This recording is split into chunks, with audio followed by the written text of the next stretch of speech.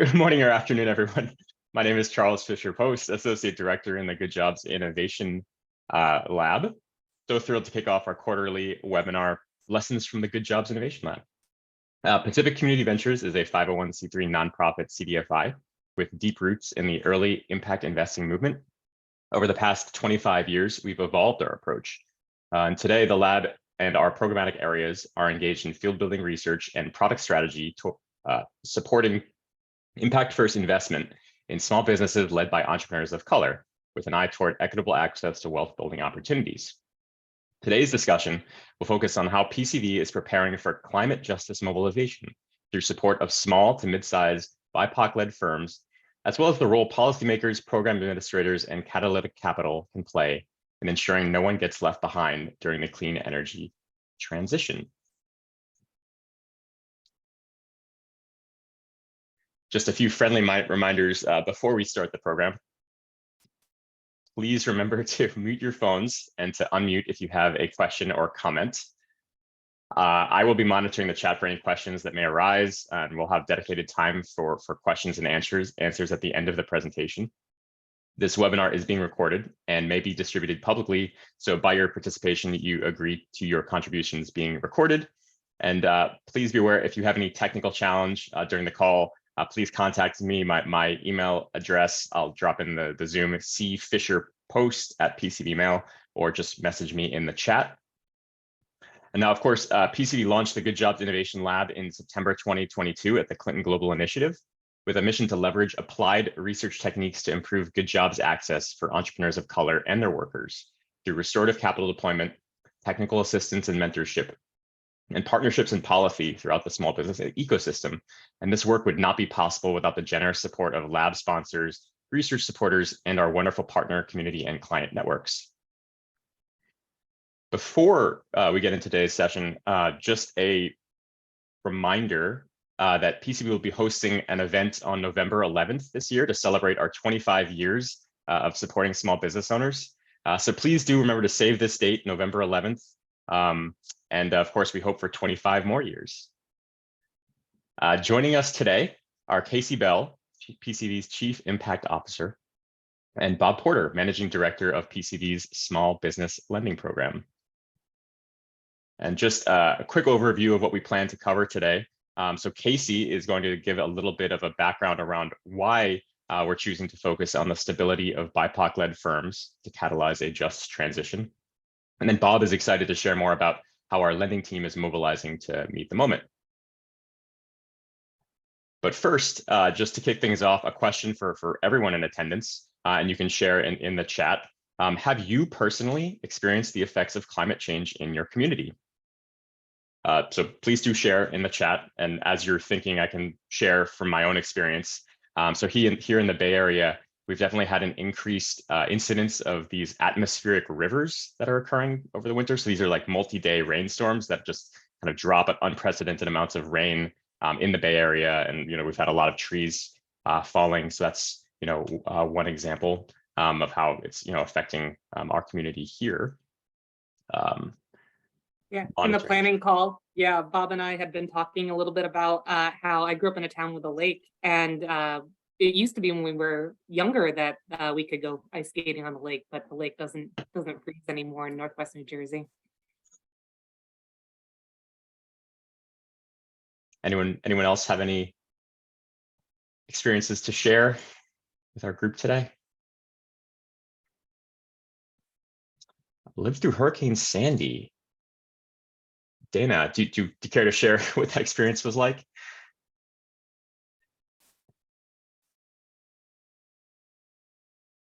Compared to a shutdown with COVID for many months, Hurricane Sandy seems mild in comparison. But, I think for me in my lifetime, that was the first time that I really saw the city just like kind of come to a standstill. And I was also working in a philanthropy where we then activated around disaster relief. So, which requires a very different type of response than traditional philanthropy. And I see Jason also shared about the Bay Area smoke episodes. Alexandra similarly increases in fires, and Sachi, smoke from wildfires. Sean, do you want to share about this experience in Detroit?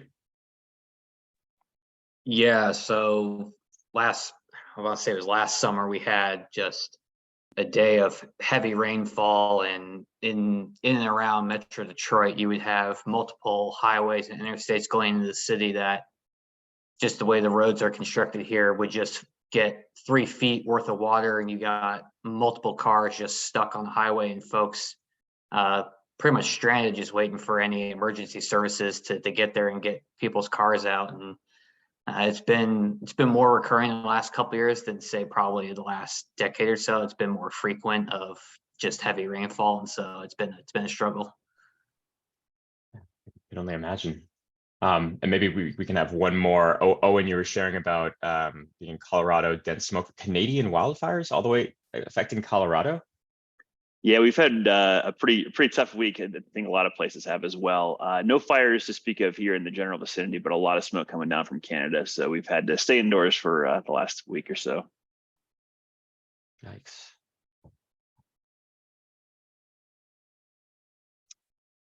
Well, with that, Casey, would you like to take us away? Absolutely. Sure. All right. Well, I appreciate everybody sharing your recent experiences, and I have to imagine that most on the call today also see this as a real critical moment. I'm a parent to an amazing young 3-year-old boy, and it's my fervent hope that we're able to meet this moment so that he enjoys a great quality of life and can have a quality of life for generations after him. So I see a lot of familiar faces on the call today. I also see a couple of new faces. So just by way of background, PCV, Pacific Community Ventures, as Charles mentioned, we are a 501c3 nonprofit CDFI and small business lender. And we recently launched an initiative called our Good Jobs Innovation Lab. And the purpose of the Good Jobs Innovation Lab is to support our small business owners who we're investing in on good jobs journeys to ensure that economic development and wealth creation benefits are showing up in historically underestimated communities, and that we're meeting our mission as a CDFI focused on racial equity and recentering civil rights in everything that we do. You can think of the lab a little bit as an in-house research and development arm. We're also, trying to hold spaces like this to be able to communicate with fellow leaders in the field, fellow practitioners, as we iterate towards creative solutions. And just a few months ago, we gave a presentation in the Lessons from the Lab format on our impact underwriting and impact rating efforts to date. We've got some great research findings that we'll be able to share over the summer, coming out of an initiative that Charles just launched, supporting 14 of our most outstanding job creators in our portfolio who are really meeting the moment for supporting their workers to learn more about best practices and sharing that out in the way that we show up with technical assistance and capital. But for today, we're really excited to bring a dialogue as we're seeing just a historic amount of capital prepared to deploy into clean energy projects, climate-related projects, and a just transition. And we see a path that I think's been a little bit less traveled in the climate playbook to date. As we've been thinking about how to engage in this space as a CDFI that's impact first, impact forward, we have given a lot of thought into how we balance the opportunities coming, especially those intended for underinvested and underestimated communities, to not just meet the climate benefits, but also deliver on the promise of economic development benefits as intended. And Bob and I have been talking about how we intentionally, more expressly, show up for these and other opportunities because there is a historic amount of capital available for climate transition, as well as what is coming onto the market, just to exceed mandatory thresholds. There is a risk, even with these best intended, best structured programs, that wealth creation generated by catalytic capital may do some unintentional harm when it comes to the racial wealth gap. And there's some precedent for this. So equity is a stated intention for climate funding opportunities, particularly in IRA, that's couched by the Justice40 Initiative, and specifically Greenhouse Gas Reduction Fund. But there are lessons to be learned from past experience. Precedent for well-intentioned dollars, they can worsen racial wealth gaps because white communities are often better resourced to leverage the capital when it comes online, while a lack of ownership rooted in the practice of redlining sets communities of colors on the back foot. And this is a graphic from a study conducted by Junia Howell and James R. Elliott that showed that between 1999 and 2013, the amount of aid received in a county from FEMA for disaster recovery actually exacerbated the racial wealth gap significantly, again, because of that dynamic I just described. And what this has kind of led us is to sort of a series of questions about how we, think through whether or not targets and thresholds are enough, or if there are other program design factors that drive equitable outcomes. Can we do community readiness to absorb these historic investments, not just to meet the moment, but to create lasting jobs created by community and for community, focusing not only on climate project development, but the community's capacity to self-determine paths to economic opportunities. So prior to coming to PCV, I'll offer just a little bit of background that I have some practitioner and thought leader experience within the climate space. I was an economist with the American Council for an Energy Efficient Economy. I also was a property assessed clean energy administrator for a period of time, and spent the 5 years prior to coming to PCV supporting energy executives in rural electric cooperatives, preparing for energy transition and climate deployment.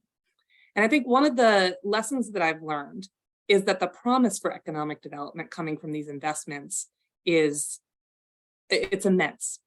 But the execution in terms of actually realizing deep benefits within communities of color and historically underestimated communities, low and moderate income communities, it's really contingent on true intentionality, because depending on how these programs are set up, there are risks that we push financial products into communities for businesses that aren't necessarily ready, or the project may not perform. There's also just sort of a gap again in the community readiness to absorb the investment, even though there's a threshold that we have to reach. Demand generation is often overlooked in program design in these communities. When we talk to the entrepreneurs that we serve at PCV, we also hear back frequently in our community listening sessions that there's perpetual low trust in institutions that are doing lending. And that's due to some of the historic harm in banking practices. And we've been working very actively to make sure that we're showing up and intentionally deploying capital in a way that partners with community and centers self-determination. And then last but not least, the area where we've kind of realized through iteration and thought process that we need to focus is in supporting BIPOC-led construction firms, manufacturing firms with mobilization funding to make sure that they are working on a level playing field to originate projects and fully participate in the economic opportunities for climate mitigation and adaptation. The genesis for our approach here actually comes from taking into account community voice. Rafael Zamora is a member of our community, an electrical engineer with a family-run business in Oakland. And as we were thinking about, we were invited into a conversation with someone from the city of Oakland and a couple of other community partners about the needs to be able to meet this moment. He said something that really resonated with Bob and I and some of the others at PCV, that we want to pursue, from his perspective, there's a desire to pursue climate opportunities. Installing EV charging is a massive market opportunity in California. And he told us that he had, the business had the skills to do it. But what the business needed the most is the need to be financially stable as a company, to be able to pursue certifications, business strategy, and feel confident that they can maintain headcount once they hire to meet these projects, and maintain that after the initial investment is deployed and used. Which led the lab to ask a question: how have the climate economy adjacent businesses in our portfolio fared through the past few very volatile years? We had a pandemic, which was devastating to small businesses, across the country, and then a booming recovery, beginning in 2021. While we start to see a little bit of stabilization, and this is data from our annual impact report in 2022, the 2022 data is sort of a lagging indicator of how businesses are starting to bump up against inflation. And the impacts of inflation on the supply chain for climate adjacent businesses is going to be a particular burden to helping us mobilize. So, I think a couple of other things that, that we've discovered, and this is intentional, in our desire to start supporting these firms, we're starting to see them become a growing part of our, a bigger part of our portfolio. There is an increased reach to potential green jobs. That I think that this is just kind of consistent with how we've been thinking about the strategy. And then probing further, what does the makeup of these firms look like in California and beyond, so beyond our portfolio? We began to compile some data from the Bureau of Labor Statistics, the census, and other sources to explore the makeup of climate economy eligible businesses. And we define these through NAICS codes that were put forward by the Brookings Institution in defining the climate economy.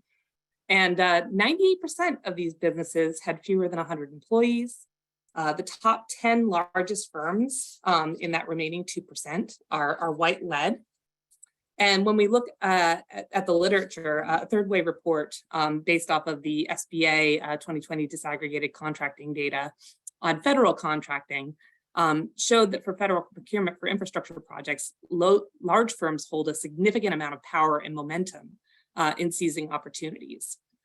So while the design of the contracting structure and the design of some of the programmatic opportunities coming online is a little bit different, it's not hard to kind of take a logical leap from understanding this landscape a little better, that we're going to need to do more to support places for the workforce of the future that we are developing through workforce development initiatives to be able to meet the moment. And finally, and I won't linger too long here, but a lesson I learned supporting broadband deployment in rural America is that projects may have job multipliers, economic development multipliers, but that doesn't necessarily mean that those benefits are recognized locally, or that they're good jobs even.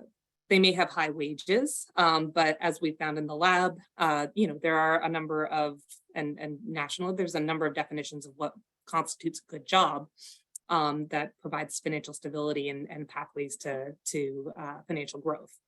So the opportunity is there. We looked closer at the priority focal opportunities laid out in the Greenhouse Gas Reduction Fund implementation framework to admittedly subjectively evaluate the trade-offs and benefits, noting that what's likely best for the communities we serve are projects with economic benefits recognized in community by members of the community, those that have the fewest leaks. So from doing this evaluation, I think that we've really chosen to focus in deeply on decarbonization retrofits of the built environment. That is probably where there's the highest concentration of BIPOC businesses that can be mobilized for originating projects, and probably the least gap between their mobilization and competing with larger firms that are kind of poised to take on opportunity. So the combined climate benefits, and the concentration of firms, the opportunity for business specialization rather than business starts, provides a very kind of unique opportunity in this space. And that's something that we've been thinking about quite a bit in our program design.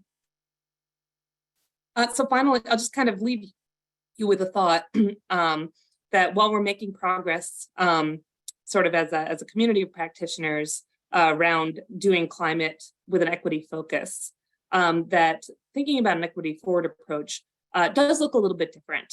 I think it's less about technical assistance on what is an energy project, but more about market enablement, making sure that firms are not only receiving information, but receiving institutional and structural supports to be able to mobilize, instead of focusing on standardization, which is important for achieving scale for different types of clean energy financing programs. There needs to be an emphasis on place-focused development so that that scale doesn't come at the expense of underestimated communities. And thinking beyond equitable recognition of the climate benefits, we'd like to start thinking more about the equitable distribution of ownership, projects generated in community, by community, for community, that stay in community, and that continue to recognize those benefits for years to come. So I'll stop just briefly, and Bob's going to talk a little bit about how we've been getting the lending program ready to mobilize in this space. We took our broader integrated business strategy that centers around restorative capital to communities of color, with pre and post engagement support through our business advising platform, and supported through the innovation design thinking framework that the lab holds closely in its theory of change, on ways that we can really play and participate in this space. So I talked a little bit about how the lab has been doing some ground research. In addition, our business advising program is doing some assessments around not just where we can create technical assistance, but where we can partner to take advantage of the technical assistance opportunities that exist and pair them with the one-to-one pro bono mentorship that we offer through our platform, and doing some focused recruiting within BIPOC businesses that have been able to sort of scale up and begin to take advantage of climate opportunities.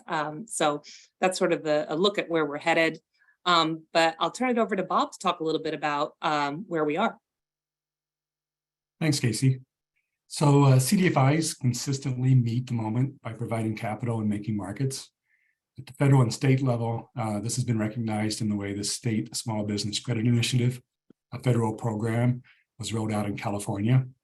California chose both in 2010 and then again this year to place the majority of that federal funding into state programs that are heavily leveraged by CDFIs. This ensured the long-term funding for the state loan guarantee and the CalCap programs, both of which help CDFIs meet the capital needs in their markets. PCV has been at the forefront of mission-related lending. Some quick examples of our work. We launched the PCV Oakland 0% Loan Fund. We provided $2.5 million in 0%, zero fee lending to the 5 highest unemployment, lowest income neighborhoods in Oakland. 100% of the lending went to BIPOC-led businesses. We co-founded the California Rebuilding Fund, a $56 million loan fund to support small businesses during COVID. And PCV is currently participating in the Entrepreneurs of Color Loan Fund, whose objective is to increase loans and the volume of loans to BIPOC-owned businesses. So traditional underwriting is often a barrier to BIPOC-led businesses. Many of these businesses are younger. They haven't yet reached the 3-year history requirement needed by most lenders. Many of the businesses that we see, they bootstrap their business. They've leveraged personal debt for startup capital. All of this combined with time in business has not yet yielded collateral necessary for many traditional loan products. So these factors then produce traditional financial ratios that are looked at when a lot of institutions look at underwriting loans to fall below accepted standards. As if all of this wasn't enough of a barrier, the FICO scoring model is heavily biased towards components like home ownership, disregarding rent payments, or valuing credit cards over personal finance loans. Construction-related businesses have additional barriers with industry bias. There's often a seasonality component to cash flow, which creates a perceived lending risk. Flexible financing is an additional barrier. Construction-related projects vary widely, both in scope, size, timeline, host of other factors, all of which are challenging when using traditional underwriting guidelines designed for a specific loan product versus a specific project. Projects have completely different disbursement schedules based on variables, including a percent of project completion, and the contractors sometimes at the mercy of the weather and suppliers, as we saw during COVID, to ensure schedules are met. Even once a payout is approved, there can be a delay in receiving payment. Finally, construction as an industry is an industry where costs, including materials, labor, insurance, and bonding, are very high in relation to the net income for each project. This can make the underwriting very challenging, particularly with traditional lenders. So we've listened to contractors, we've listened to industry experts, as well as government agencies who are trying to attract BIPOC contractors. What we're hearing consistently is these businesses are needing flexible capital, particularly for mobilization costs. That's the capital needed to fund the project until that first payout is scheduled or triggered by a percentage of completion. TCV will be lending truly flexible mobilization capital, which will include extended interest-only periods, principal payments coinciding with project payouts, as well as balloon payments as needed. We hope to augment this lending with a line of credit product to support the initiative. So what's been done so far? We're close to having an agreement in place with 2 major California metropolitan areas to support diverse contractors with mobilization capital. We're having conversations with other agencies, especially those connected to good and green climate initiatives, to build a warm referral network through formalized agreements. We already have our first referrals currently in the application process, and we're continuing conversations with industry experts to ensure that we show up in a way needed for BIPOC-led contractors to succeed in the good and green climate-related work. Casey, tossing it back to you. Thanks, Bob. Let me just check, am I on? Okay, no, I'm not on mute. All right, well, I would say, in addition to making sure that our lending team is ready to meet these contractors at their stated needs, we've recognized, as a CDFI, going further in terms of providing pre and post engagement support has been really important to our strategy and critical to driving deep impact. And one of the things that we've been asking more and more in our community listening sessions is, when do you know if a program is a good use of your time as an entrepreneur? And when do you feel like, it's kind of like a total time suck? And the answer that we've received over and over again is that the opportunity to participate in learning among a community of peers, particularly within the industry space of and the community of the entrepreneur is where we can add a lot of value. So as we've been building off of the one-to-one mentorship business advising platform that we've begun to grow and scale, we developed a few cohort programs, one of which just launched a few weeks ago. And I see some of our business advising team. Hi, Beverly. Thanks to all of you for all the effort that went into this. But the Lending Ready Accelerator is a 5-week program intended to support some of our entrepreneurs who are seeking a first loan, who want support pulling documentation together and really just sort of understanding the lending landscape. Just a cohort opportunity to get from a maybe to a yes. And so we're really excited about this program. We're also very excited about how we think about how we support our entrepreneurs from the check that they receive from us on pathways to participation, for example, in the climate economy, as well as on other procurement pathways. So later this year, we are intending to build off this lending readiness cohort with the focused origination within these contractor networks to do a good and green lending readiness cohort. And we think that a benefit of this, beyond supporting the business planning of these entrepreneurs and doing it in a communal approach, is that often the firms that we serve are subcontractors, but they tend to have complementary skill sets.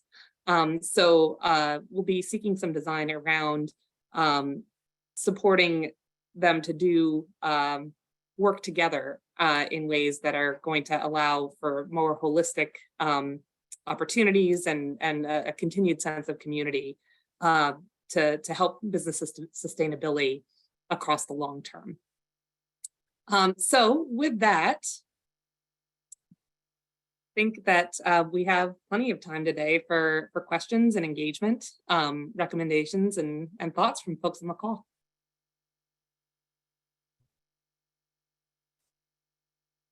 So a couple of questions have come in. I'll continue to monitor chat. Please feel free to share a question with me, or you can come off mute if you prefer that way. But first, does PCV have any thoughts on the implementation framework posed by the EPA earlier this month? I can take that. Yeah, absolutely. So I think, again, like the focus on communities of color and low and moderate income communities through the Justice40 Initiative has put the EPA in a different position than we were when the American Recovery and Reinvestment Act was launched in 2008. And many of us know that really sort of resulted in a very inequitable recovery. The 2008 recovery just generally was really not great for Black business. Yeah, I think a couple of thoughts that we've shared with the EPA revolve around the structure of the competitions, making sure that while technical assistance is important, it's grounded in community need, and that the concentration of recipients of the funding be evaluated carefully, because I think that with programs like this, there is a risk for funding to be absorbed and deployed as sort of like training type technical assistance, which may not necessarily help us meet that goal of capacity building and mobilization within the community.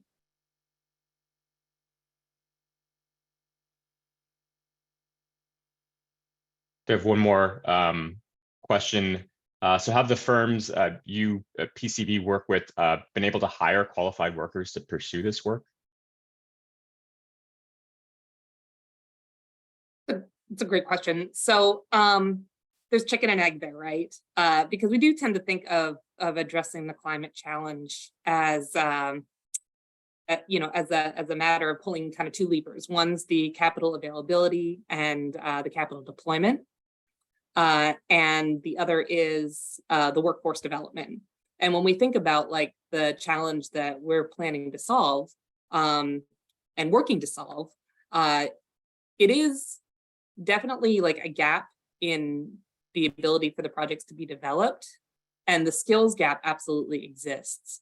We're trying to think about how to holistically support the business so that as we develop the workforce, there's a sustainable place for them to work. So workforce development is such a critical component to a just transition.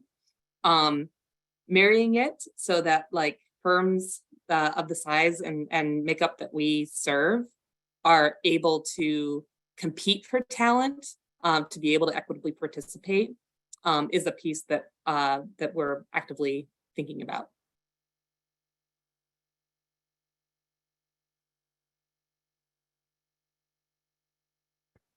So one more. So can you clarify a bit more around how your program addresses demand challenges in LMI, low and moderate income communities?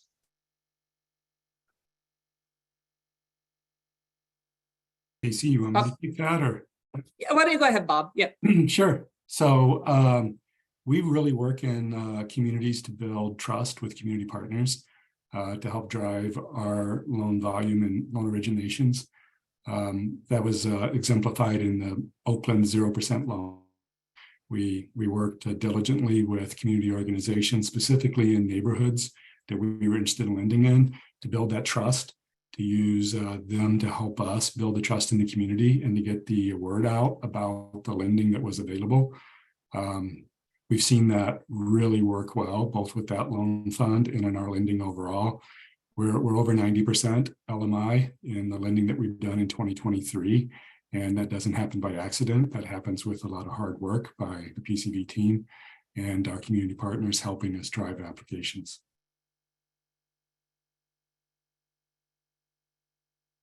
If you don't mind, if questions aren't coming in, Charles, at a clip, I actually have a question for the audience, which is, if folks don't mind sharing, what prompted you to join us today, and how have you been thinking about this challenge? Curious if we have any kind of like-minded partners on the call.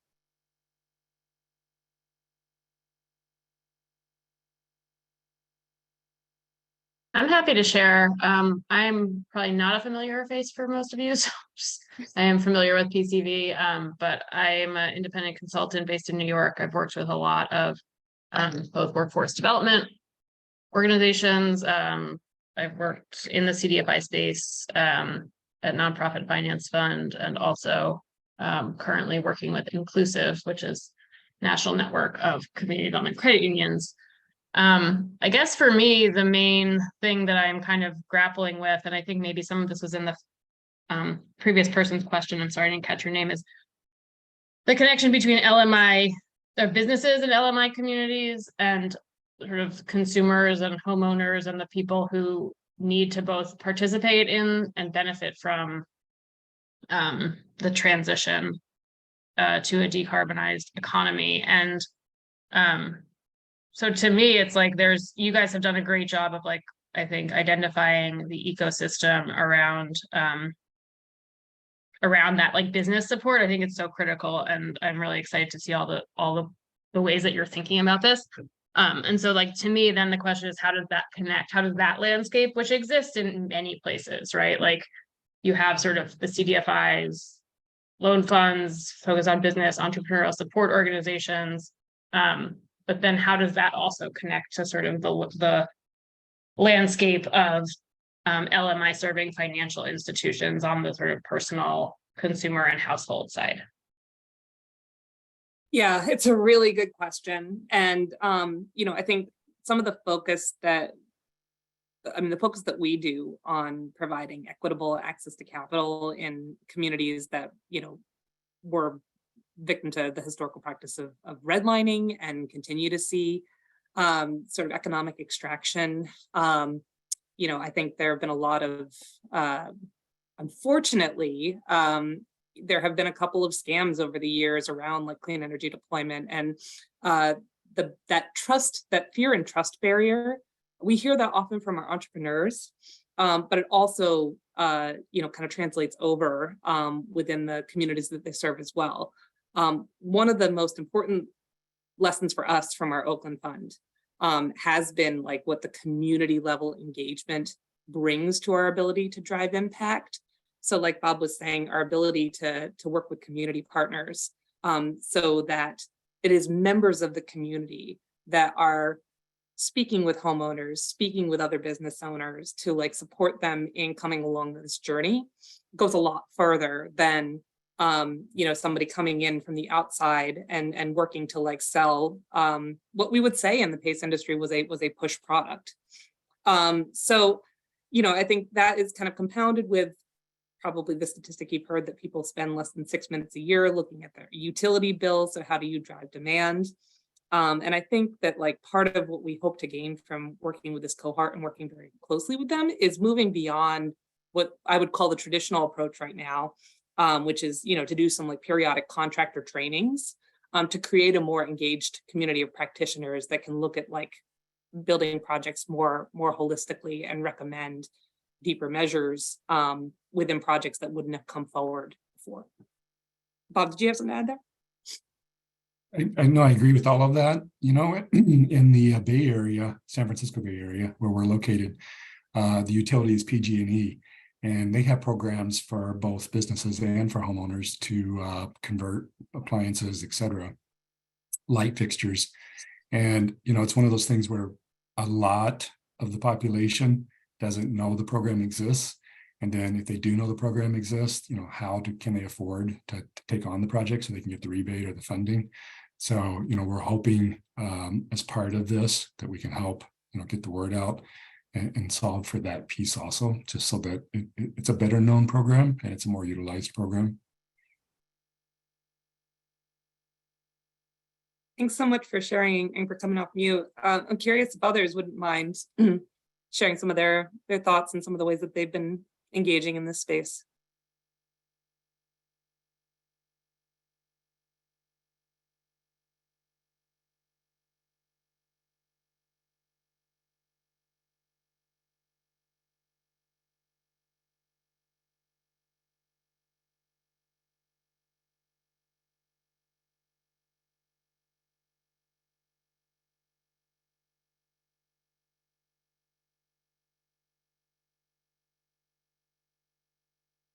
Oh, Jason has his hand up. Hey, Jason. Oh, we lost Jason. I see him, but I can't hear him.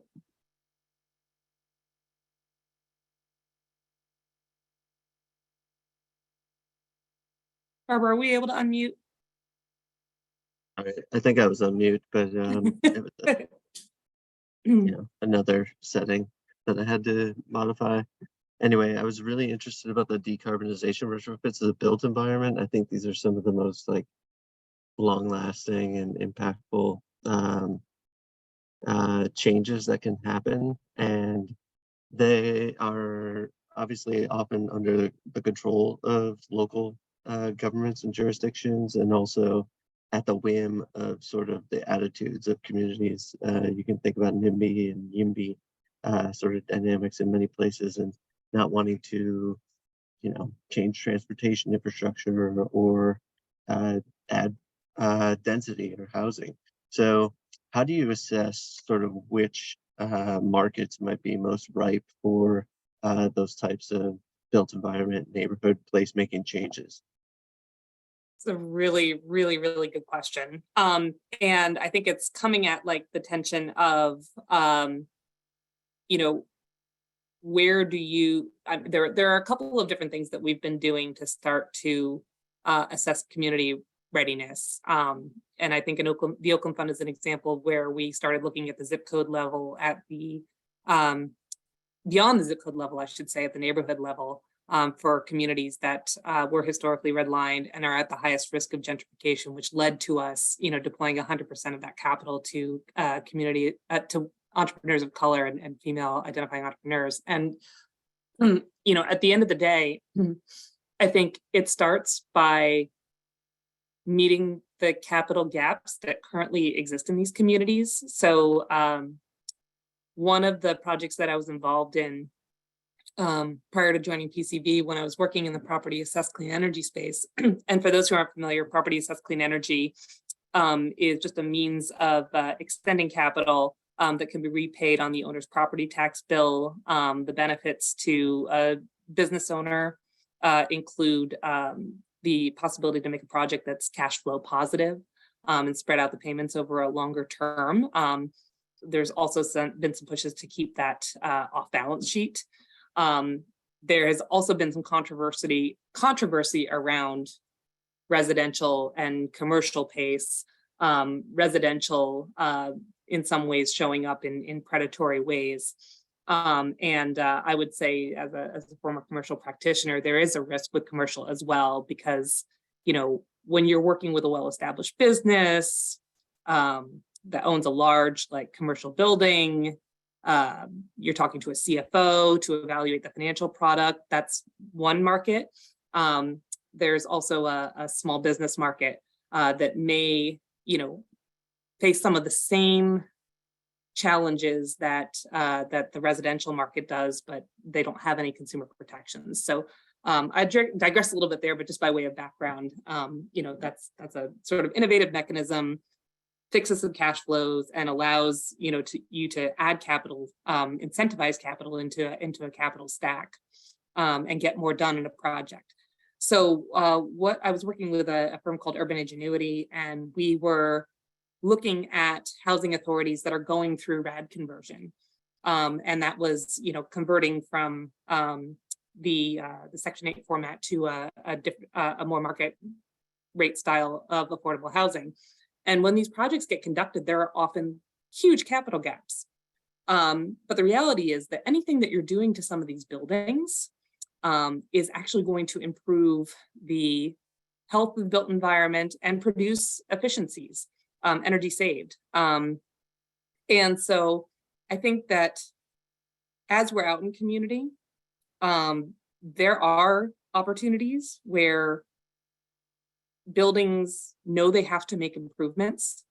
There may not be high awareness about some of like the subsidized capital that's going to be deployed, that is eligible to be deployed right now through PG&E and others, and supporting these contractors in leveraging those market opportunities to be able to make recommendations, to do deeper projects, to get projects done that, you know, have a $2 million gap, or through some subsidization could get across the finish line. I think that's where the immediate opportunity is. And then there's just, you know, from there, the build out of that community engagement. Did I answer your question, Jason? I went a couple different directions there. Yeah, I mean, it's a pretty broad question. Maybe this is a little more specific, but say like a municipality decided to pursue like a general plan upzoning for the whole municipality. Would that be good for you? Would that be favorable for your business or not?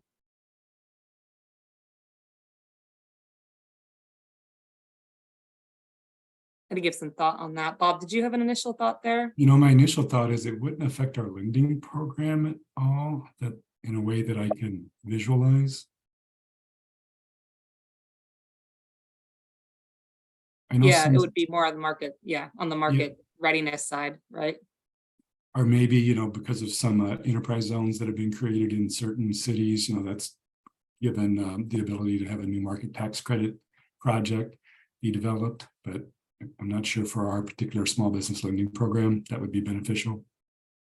Yeah, and I think it kind of comes with that question about that intentionality. There are some firms that have been looking at climate transition as a market opportunity, that have had the capacity to be able to do business planning to support it, which is why, for example, opportunity zones, I think what we're trying to do is to close that gap between those that are capitalized, ready to go, which is important to scale, and to make sure that our BIPOC entrepreneurs are competing on a playing field that's level, and that the projects that may be overlooked, that, you know, really kind of veer closer to market rate projects, are, you know, are met with market rate capital, and the subsidized capital is really going into community as intended.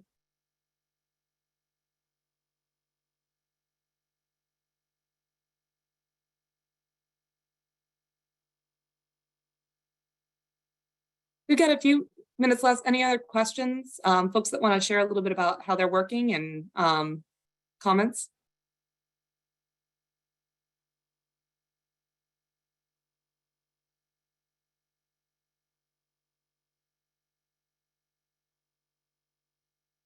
Hey guys, I don't have a question or a comment. Just wanted to say hello. I'm working for the MasterCard Strive USA program, which is kind of supporting, you know, small businesses through the US. You know, this initiative, I think, was formally launched last fall, but I think it's still kind of ramping up and setting the, you know, I guess the strategic pillars of the program.